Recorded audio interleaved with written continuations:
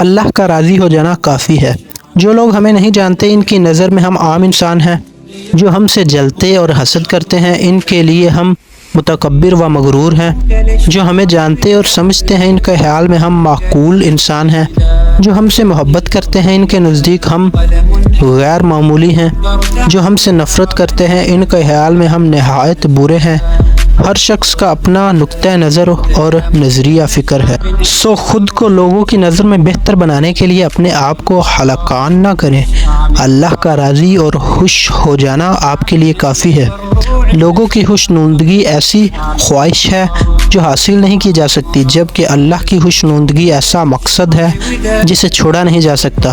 بس جو چیز حاصل نہیں ہو سکتی اسے چھوڑ دیں، اور جسے چھوڑا نہیں جا سکتا اسے حاصل کر لیں۔ بنيت المجد أطوادا شدا أنت يا ملهم شعب أن يبروا عشت كم حققت للشعب مراد أنت يا ملهم شعب أن يبروا عشت كم حققت للشعب مراد